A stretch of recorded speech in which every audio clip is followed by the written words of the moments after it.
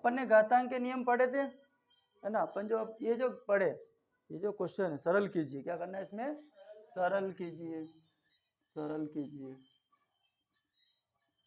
आपने घातांक के नियम पढ़े होंगे, घातांक के नियम 4-5 सूत्र अपन ने पढ़े थे पीछे, है ना। जब आधार समान हो तो घाते क्या होती है, जुड़ जाती है, जब बटे में हो तो घाते माइनस में हो जाती है ना। तो यहाँ पे जो अपन देखेंगे, क्वेश्चन क्रमांक पहला लेते हैं, क्वेश्चन क्रमांक पहला लेते हैं कि 2 की घात 2/3 इंटू, ये गुणा का निशान है, ये दशमलव लगाना मतलब ये गुणा है, ये सॉरी डॉट लगा इसका, तो ये 1/5। अब हमको ये पता होना चाहिए कि जब आधार समान हो तो घाते क्या होती है, जुड़ जाती है। तो घातांक का एक नियम लगता है, वो फार्मूला जो लगेगा यहाँ पे वो ये होता है कि a की घात m गुणित a की घात n, मतलब a की घात m मतलब a का मान क्या आ जाएगा 2 और m का मान 2/3। आधार समान हो तो घाते जुड़ती है, तो घाते कौन सी, m और n है भैया, तो ये हो जाएगा आपका m प्लस n। समझ में आई बात। तो हम क्या करेंगे कि ये आधार है, आधार क्या होना चाहिए, एक जैसा। आधार का मतलब होता है कि जिसके ऊपर घात लगी है, तो आधार क्या है 2 है और 2 की घात 1/5 है, तो ये घात लगी है, तो अपनी घात कौन सी हो जाएगी, ये जो है ये आपकी घात होगी, क्या होगी, और ये जो 2 कहलाएगा ये आपका कहलाएगा आधार। जिस अंक के ऊपर घात लगी हो उसको अपन क्या बोलेंगे, आधार, और जो ऊपर लगी उसको अपन बोलेंगे घात। समझ में आई बात, ठीक है। अब यहाँ से जब अपन इसको हल करेंगे तो आधार समान हो तो घातें क्या होती है, जुड़ती है, तो दोनों का आधार 1 ले लेते अपन। समझ में आई बात। इसके जैसा लिखना है अपने को, भाई ये इसके जैसा है, अब इसका रूप ये है तो इसको अपन इस रूप में लिखेंगे, तो m प्लस एन, तो यहाँ m प्लस एन यानी कि m का मान कितना है 2/3 और n का मान कितना है 1/5, तो यहाँ से अपन इसको लिखेंगे 2/3 प्लस 1/5। अब घात लगी है प्लस माइनस दोनों है, ये 2 आधार हो गया, ये 2/3 प्लस 1/5। अब यहाँ से क्या करना है अपने को कि प्लस माइनस हो और बटे में संख्या हो, मतलब या भिन्न में जिसको बोलते हैं ना, भिन्न में हो, तो हम क्या करते हैं एलसीएम लेते हैं। एलसीएम जानते हैं ना, लघुत्तम समावर्तक।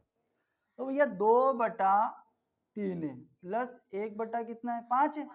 अब इसका अपन एलसीएम लेंगे, क्या लेंगे अपन, इसका एलसीएम लेंगे। तो 3 और 5 दोनों अलग अलग संख्या है, 3 और 5 दोनों अलग अलग संख्या है, तो अपन इनका एलसीएम कैसे लेंगे, आप गुणनखंड करना जानते हो ना, ऐसे गुणनखंड करते हैं। जब दोनों संख्याएं अलग अलग होती है तो 3 का भाग देंगे, तो 3 एकम 5 में जा रहा है क्या, तो 5 ऐसा कैसा नीचे उतार लो, फिर यहाँ आप किससे जाएगा 1 आ जाएगा, 5 एकम 5। तो इन दोनों का जब आपस में गुणा करेंगे तो कितना होगा 15, 5 या 15, तो अपना एलसीएम क्या आ जाएगा आपका 15, एलसीएम क्या आएगा आपका 15। फिर इस 5 का मल्टीप्लाई इधर कर देंगे और 3 का मल्टीप्लाई इधर कर देंगे, 5 का मल्टीप्लाई 2 में करेंगे तो कितना हो जाएगा 10, और 3 का मल्टीप्लाई 1 में करेंगे तो 3। 1 का गुणा 3 में करते हैं, 3 का गुणा 1 में करते हैं, तो आंसर 3 ही आते हैं सर। समझ में आई बात। तो इस प्रकार से अपने को लेना है, तो समझ में आई बात एलसीएम वाली बात को, ठीक है। यहाँ से अपन लेते हैं 2 और अपने पास एलसीएम आ जाएगा 15, 3 और 5 का एलसीएम कितना आ गया 15। अब 5 का गुणा 2 में करो तो 10 और 3 का गुणा 1 में करेंगे तो 3, तो अपने पास जो संख्या आएगी 2, 10 और 3 कितने हो जाएंगे भैया 13/15। अब इसका कुछ हो सकता है क्या, कुछ भी नहीं होगा, तो आंसर क्या आएगा अपना 2 की घात 13/15। इसको अपने को सरल करना था, इस रूप में लिखना था। आया भेजे में थोड़ा बहुत, ठीक है। अब देखते हैं नेक्स्ट दूसरा वाला, ये लिखा है 1/3 और इसकी घात भी 3 है और इसकी घात भी कितनी है, ये है। अब यहाँ पे थोड़ा सा मामला गड़बड़ है, यहाँ पे क्या है मामला थोड़ा सा अलग है। अब क्या हो सकता है इसका, ये कोष्टक के बाहर घात लगी है, मतलब ये है कि ये घात ऊपर वाले की और नीचे वाले की दोनों की है, क्या है ये घात दोनों की है, जैसे अपन इसका फार्मूला अपन ने पढ़ा था कि ऐसा था कि a की घात m n, तो घात क्या हो रही थी m इंटू n हो रही थी, ऐसी हो रही थी क्या नौतरी, ये वाला फार्मूला पढ़ा था ना। तो इस टाइप का फार्मूला है तो ये ऐसा ही होगा। जब अपन कोष्टक खोलेंगे, क्या करेंगे, जब कोष्टक को खोलेंगे तो ये कोष्टक के दोनों की घात 1/3 की घात 3 है, और ये ऊपर 7 लगा तो ये घात जो लगेगी, तो ये जब 7 अपन जो कोष्टक खोलेंगे ना भैया, तो ये 7 एक के भी लगे और इसमें मल्टीप्लाई कर दो, 1 की घात 7। समझ में ये बात आपको, ये 1 और इसकी घात कितनी आ जाएगी 7, कोष्टक खोला तो घात दोनों के लगेगी, और नीचे जो है ये 3 की घात कितना है 3 है, और यहाँ पे भी 7 लग जाएगा, दोनों के लगेगी, तो ये हो जाएगा आपका। अच्छा, 1 को 7 बार लिख के गुणा करेंगे तो आंसर क्या आना चाहिए, कितना आना चाहिए भाई, 1 को अगर अपन 7 बार लिख रहे हैं, क्या लिख रहे हैं, 1 को अपन 7 बार लिख रहे हैं, तो आंसर 7 आना चाहिए गुणा करने पर। 1 का गुणा 7 बार करो, कितने हो गए, 1 का गुणा 1 में करेंगे तो 2, एक ही आएगा, एक ही आएगा। हाँ, तो हो सकता है 1 का गुणा किसी भी 1 का गुणा 1 में 10 बार भी करेंगे तो आंसर 1 ही आएगा, 100 बार भी करें तो आंसर 1 ही आएगा। तो यहाँ पे कितना आ गया, 1 की घात 7 है, घात है ना 7, तो अपन 1 की घात 7 है, मतलब 1 को 7 बार लिख के गुणा करें तो आंसर 7 या 1 ही आएगा। ये दोनों की घात लगी तो ये हो गया 3 की घात कितनी हो गई भैया 21। अब ये बटे में अगर इसको ऊपर ले जाएंगे तो ये हो सकता है आपका, ये अब अपन ने इससे पहले वाले क्वेश्चन में क्या करा था, ऊपर माइनस था तो बटे में लाया था, अब इसको ऊपर ले जाओ तो ये हो जाएगा 3 की घात -21, ये इसका आंसर। आई समझ में बात।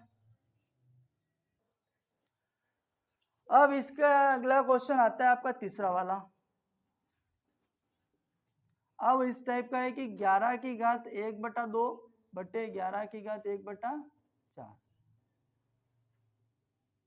अच्छा, इस टाइप का फॉर्मूला भी पढ़ा आपने भाई, घातांक के नियम में पढ़ा ना, घातांक के नियम में इसमें जो सूत्र लगेगा वो ये है कि a की घात m बटे a की घात n बराबर, इसको जब ऊपर पहुंचा देंगे तो इसका जो फार्मूला बनेगा सर वो a की घात m माइनस n, ये वाला बनेगा। ये इस रूप में है सर, अपन ऐसा लाएंगे, इसको ऐसा लाएंगे, ऐसा। अब ये क्या हुआ, ये बटे में था, अभी अपन ने इसको पहुंचाया ना माइनस से ऊपर, बटे से ऊपर पहुंचा माइनस में, तो ये a की घात n है, ये भी ऊपर जाएगा तो क्या हो जाएगा माइनस, और ये माइनस हो जाएगा तो ये जो प्लस होता है ना, ये a की घात m है, ये प्लस का है, यहाँ प्लस है। अब ये यहाँ प्लस है भाई, क्या है यहाँ पे, तो यहाँ दोनों गुणांक में जाएंगे तो ये a की घात क्या हो जाएगा -n हो जाएगा, क्या हो जाएगा, तो यहाँ पे क्या होगा कि दोनों आधार समान है, तो हम क्या करते हैं, आधार समान हो तो घातें क्या होती है भाई, जुड़ती है। अब इनको जोड़ेंगे तो a की घात m प्लस माइनस का n, तो ये अगला रूप जो होगा तो m, ये कोष्टक खोलेंगे तो ये माइनस इस प्लस को माइनस बना देगा तो ये हो जाएगा ऐसा। तो अपन क्या लिखते हैं, डायरेक्ट इस टाइप का ये लिखते हैं।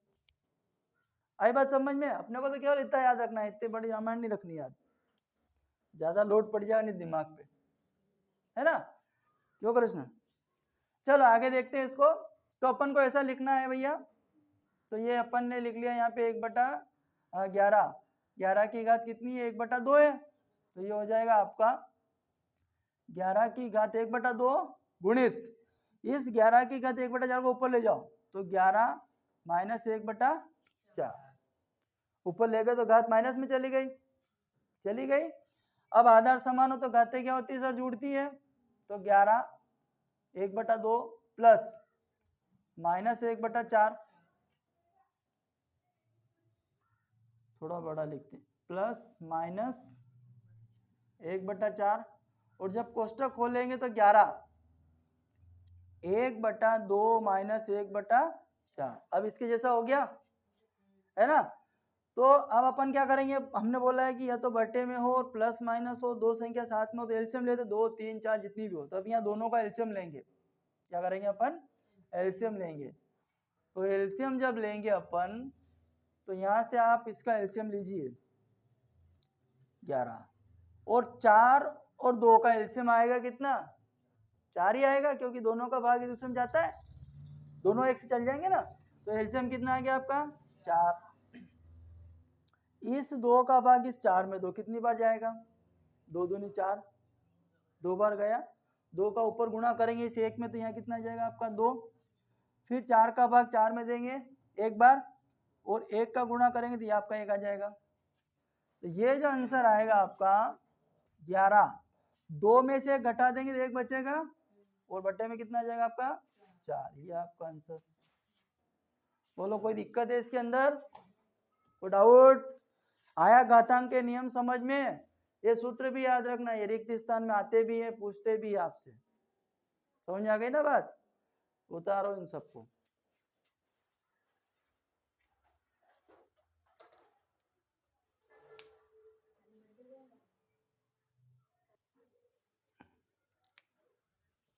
अगला है क्वेश्चन क्रमांक चौथा, है ना, तीसरे का चौथा, है ना। इसमें क्या लिखा है कि 7 की घात 1/2 इंटू 8 की घात 1/2, घाते एक जैसी हो, घाते एक जैसी और आधार भिन्न भिन्न हो, तो फार्मूला कौन सा लगेगा? घातांक के नियम में लगेगा आपका a की घात m इंटू बी की घात m।